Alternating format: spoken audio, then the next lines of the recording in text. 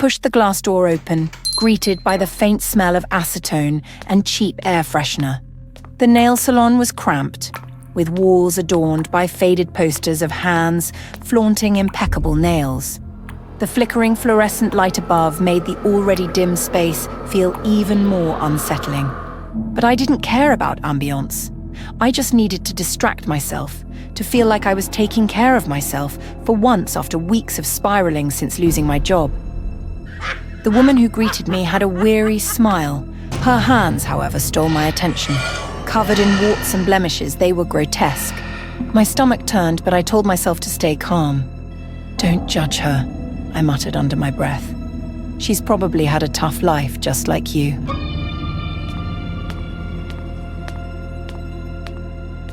I sat in the cracked leather chair and placed my hands on the counter.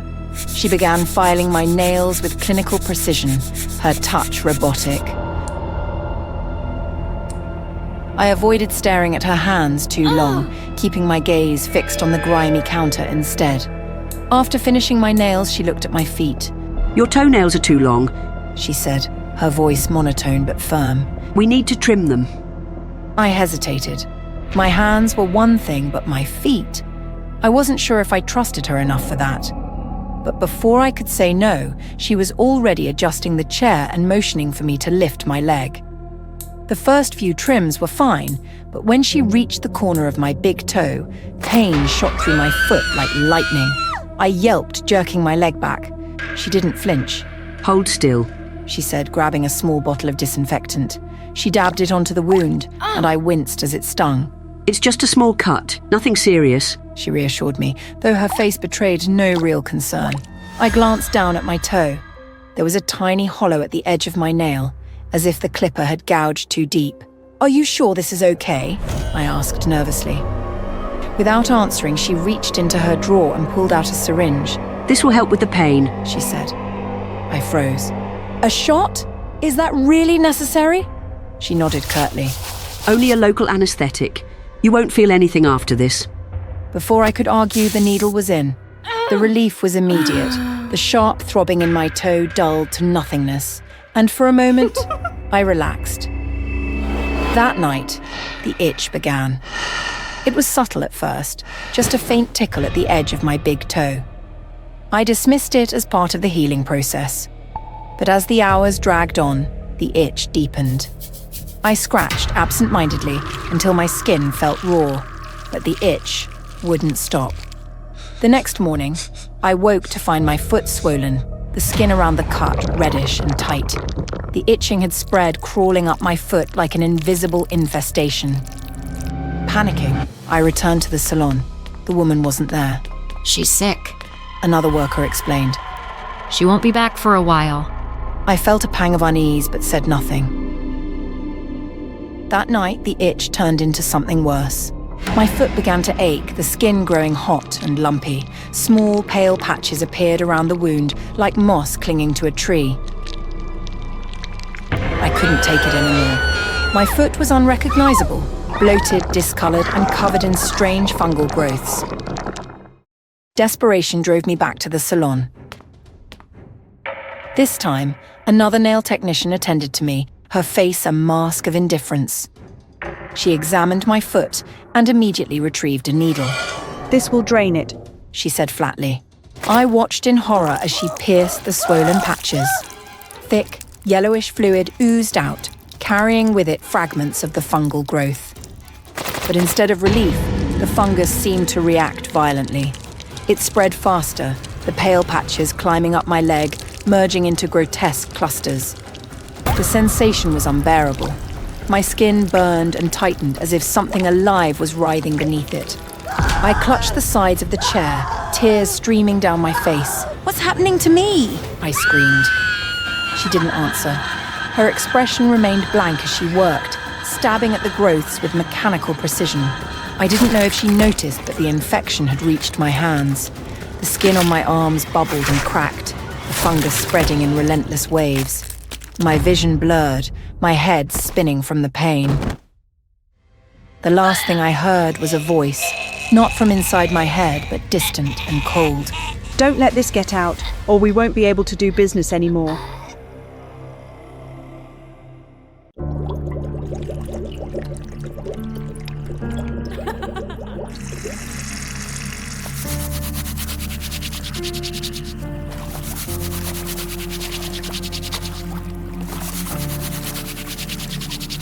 It might sound crazy, but if you asked me what the most important thing in my life is, I'd say it's bleach. Instead of perfume, I use bleach. It gives me the feeling of being completely clean. Looking at myself in the mirror, my skin glowing and flushed, I smile confidently and step out of the bathroom, starting another boring day at work. Maybe my obsession with bleach began when I started working at this convenience store. Growing up in an orphanage, I didn't have much education. So working as a cleaning staff at the convenience store seemed like the perfect choice. Ignoring the awful attitude of my co-workers here. Since childhood, I've been obsessed with cleanliness, always trying to keep everything around me spotless. Not a speck of dust in sight. Every day I clean the store with bleach, and seeing everything shine gives me happiness. But prolonged exposure to bleach has made my hands dry, swollen, and painfully sore. Beneath the cracked skin, though, I could see the pinkish-white layer of skin I'd always desired. A customer appeared, looking at me with a disgusted expression as if I was some kind of pest. That look again. It makes me want to scream, but I know I have to control myself. I continue wiping the glass, inhaling the bleach fumes to calm down. But trouble finds me anyway. My boss mentions some customers complaining about the overwhelming bleach smell in the store and a bunch of other unreasonable issues. I sigh, realizing I'm being mistreated again. Though questions fill my mind, I meekly bow my head and apologize. Back home, I comfort myself with a bleach bath. My skin looks smoother and rosier by the day. All thanks to the bleach and its scent. I found that pouring bleach on my wrists makes the smell linger, so I soaked a cloth in bleach to keep with me at all times.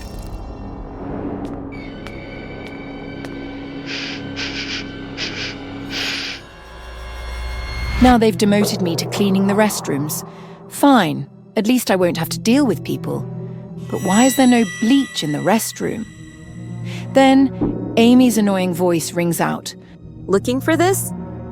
Looking at her smug face, it's clear she's caught on to something and is trying to take my bleach. The boss asked me to monitor your bleach use to keep this place from smelling awful. So a little bit should be enough, right? Of course, she's targeting me. What did I do wrong? But a little bleach and a wipe isn't enough. I used up all of it within one morning. When the air was clean without a trace of bleach, I felt suffocated, dizzy. A wave of fear engulfed me. I needed bleach immediately. I sneaked back into the store and went to the cleaning supply aisle. While no one was watching, I grabbed a bottle of bleach and took a deep breath, feeling as though I had come alive again. I realized then that bleach had become an irreplaceable part of my life. But what I hadn't expected was that someone had been recording my every move, and now it's evidence to condemn me. But what am I guilty of? I'm addicted to bleach. So what? I haven't hurt anyone, yet here I am, treated like a scourge of society. Jesus Christ, you should just quit and stop scaring people here. Amy must be the one who reported me. The more I endured, the more she pushed me, so I stopped caring and lunged at her like a wild animal. The fight only ended when the police arrived and took me away. I felt like a rat in the sewer, shunned and isolated. Obviously, Amy started the whole thing, but she walks free while I'm locked up with no one to care or vouch for me. I wonder, if I were white, would I be humiliated like this? I doubt it. I decided that I would bleach my skin. After a long day in jail, I paid my fines and the store's compensation, and I was released. I used all my meager savings to order a few barrels of bleach to my home. Each bottle was poured into the bathtub, filling it. The air was thick with bleach wrapping around me. Looking at the shimmering yellow-green liquid in the tub, I cried tears of joy. To me, bleach is a miracle elixir. With it, I can change the skin color I despise. I slowly stepped into the tub, and a burning sensation engulfed my entire body.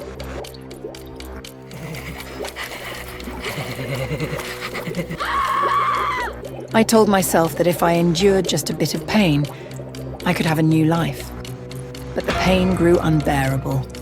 I felt my flesh melting. I screamed in agony, emerging from the water. Before me was a tub filled with red. Horrified, I stood up, trying to step out. As soon as my feet touched the floor, an excruciating pain tore through me.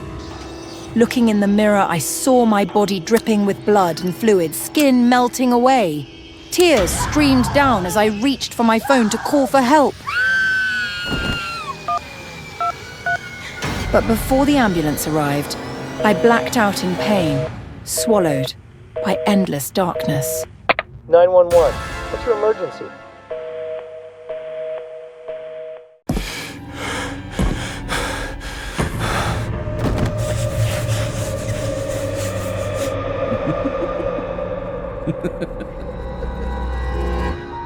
The free ticket landed in my hand unexpectedly. The great Magnus, the man whose name alone could send chills down anyone's spine, was in town. People clamored to witness his famous act, pulling their deepest fears from a seemingly ordinary top hat. I wasn't his target audience. Magic was nothing but clever tricks and theatrics.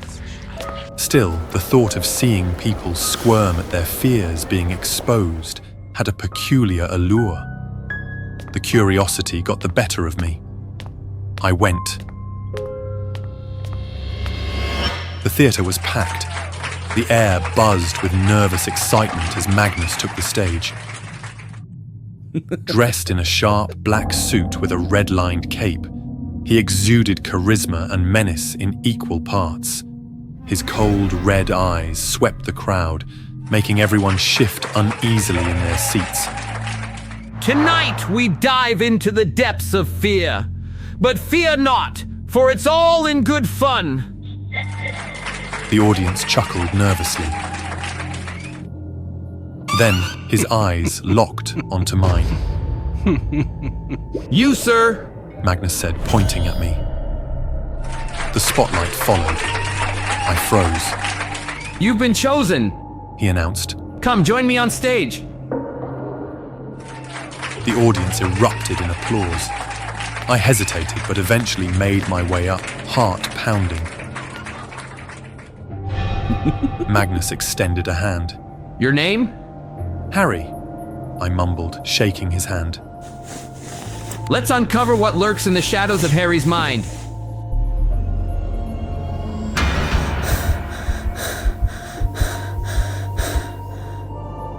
He pulled out a ceramic bowl, and the audience leaned in. Inside, a mass of writhing, glistening insects crawled over one another, their tiny legs scratching against the ceramic with a nauseating scritch, scritch. My stomach turned. I recoiled as the memories came flooding back. Back in school, the bullies, Draco and his gang, loved to make my life hell. One day, they pinned me to the ground and shoved my face into a bowl teeming with bugs. Ants, roaches, and beetles swarmed over my face, crawling into my nose. The sharp pinch of ants biting into my cheek sent stinging jolts through my nerves. A beetle's rough shell scraped against my lips. Then, the worst, something wriggled at the corner of my mouth. Before I could close it, a cockroach forced its way inside, its spindly legs thrashing against my tongue. I gagged, but my screams were smothered by the mass of crawling creatures. I had screamed, but they only laughed. When they finally let me go, my skin was covered in angry red welts. The itching persisted for weeks. The scars, they never faded. On stage, the bowl in Magnus's hand seemed to buzz with life. I backed away, my breathing quick and shallow. Fascinating, Magnus mused. but let's dig deeper. He reached into the hat again. This time he pulled out a carton of milk, battered and bloated, its expiration date long past. A sour stench wafted through the air, curling in my nostrils like a toxic fog. My gag reflex kicked in instantly, my stomach twisting. The audience murmured, puzzled. To them, it was just spoiled milk. They might think that, what's so scary about expired milk? But to me, it was a portal to a darker memory. Draco's gang didn't stop at bugs. One time, during lunch, they ambushed me in the cafeteria, armed with cartons of milk, the expired kind, sour and putrid. They drenched me from head to toe. The rancid liquid clung to my skin, soaked my clothes and dripped down my face in thick, yellowish streaks. Drink up, Harry. They jeered, shoving more cartons at me. They forced my mouth open, pouring the curdled, chunky liquid down my throat. The taste was unbearable, acidic and rotten. My throat burned, my stomach churned, and bile rose up. I barely made it to the bathroom before I vomited, my body convulsing as if trying to purge the memory itself. On stage, the scent seemed to cling to me again, as real as it had been years ago. My skin crawled, my throat tightened, and nausea clawed its way up my chest. Magnus's voice cut through my spiraling dread. Everyone stay calm. He said with a wicked smile. The most interesting part is yet to come. For his final act, Magnus reached into the hat with an exaggerated flourish. His hand emerged holding a battered suitcase. The audience gasped in surprise, but I couldn't move. I recognized it immediately. The scuffs, the torn corner. It was that suitcase. Draco's ultimate prank was stuffing my best friend Ron into a suitcase. They thought it was hilarious, dumping him deep in the woods, telling him to find his way back. Ron never did. Now, standing on stage, I was frozen as violent thuds came from inside the suitcase. The sound echoed in my ears, dredging up every ounce of guilt I'd buried. Magnus slowly unclasped the suitcase, and the lid creaked open. From its depths, a pale, dirt-streaked hand shot out. Help me! A voice croaked, low and guttural. It was Ron. I stumbled back, but the hand reached further, grabbing my shirt. The audience gasped, but they thought it was all part of the act. You left me. Ron growled, pulling himself halfway out of the suitcase. His face was gaunt, eyes sunken, lips cracked. You could have stopped them, but you didn't. You let them do this to me. I tried, I stammered. Liar! He spat, his grip tightening. Ron's other hand emerged, grabbing the carton of spoiled milk from the table. He poured its rancid contents into the insect bowl, creating a foul, sloshing mess. You remember this, don't you? He hissed, his voice sharp and venomous. If you hadn't hidden behind them, if you just stood up for me, none of this would have happened. The smell overwhelmed me. The squirming insects and putrid milk engulfed my face, suffocating me. I struggled, my screams muffled by the grotesque mixture. With one last pull, Ron yanked me into the suitcase. The lid slammed shut, trapping me in darkness.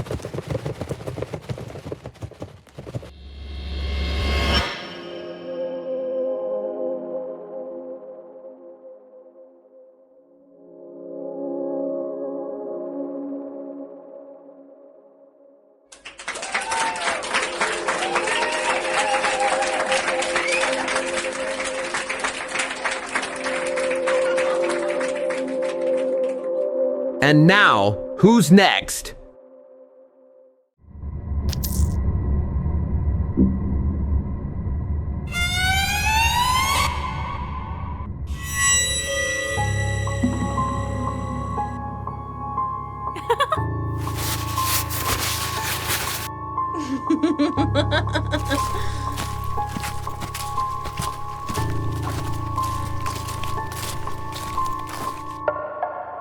I've always hated the way I looked.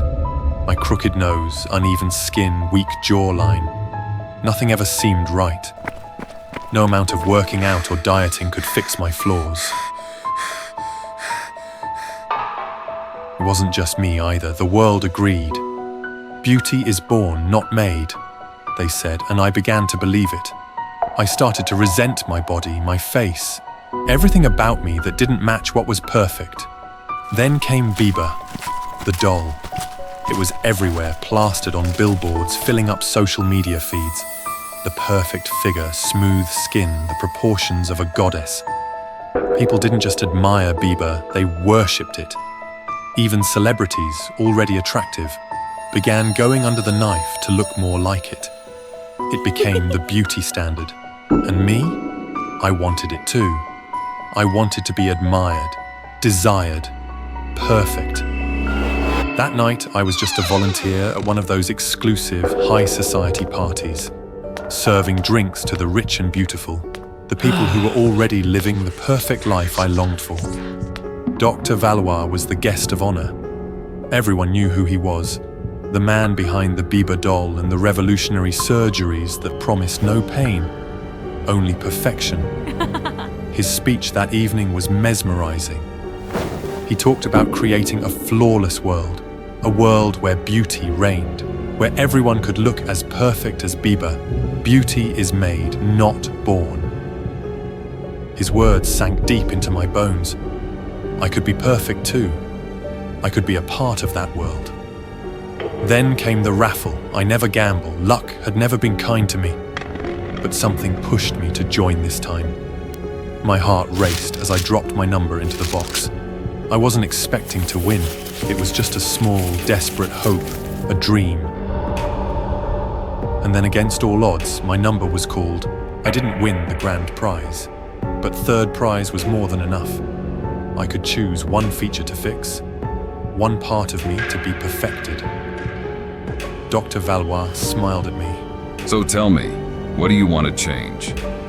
Without hesitation, I said, my nose. It was the most obvious flaw, the center of my face. I thought if I fixed that, maybe everything else would look better too. The hospital was like a different world. Everyone there looked like they had stepped out of a dream. Smooth, flawless faces, perfectly proportioned bodies like real-life versions of the Biba doll. The surgery was quick, painless, just like they promised. When I removed the bandages and saw my new reflection, I couldn't believe it. My nose was perfect. I looked handsome. I had never felt that before. The compliments came fast. People noticed me. They wanted to talk to me. Photographers, casting agents. They all said I looked like a movie star. They started calling me Human Doll Kang. And for once, I wasn't ashamed of my face. I was one of them, the beautiful people. But it didn't last. The more attention I got, the more I craved. It wasn't enough to just have a nice nose. If I wanted to stay in this world, I had to keep going. I had to become even more perfect. I drained my savings into more procedures. Muscle implants, jaw sculpting, leg lengthening. Why bother working out when a quick injection could give you a body like a Greek god? Every surgery brought me closer to that doll-like perfection. But every surgery also made me want more. My skin wasn't smooth enough. My face wasn't flawless enough. I needed my skin to be tight, shiny, like the porcelain dolls I saw everywhere. So I went back to Dr. Valois. I begged him to do more. At first, he refused. You were pushing too far. That perfection had its limits. But I wouldn't listen. I demanded Botox more than ever before. I wanted my skin to be absolutely perfect. And eventually, he gave in. That was my mistake. The moment I woke up from the last surgery, I knew something was wrong. My face felt tight, like it was being stretched over a frame too small for it. The skin was too smooth, too unnatural. I ran to the mirror and nearly vomited at what I saw. My face was swollen beyond recognition.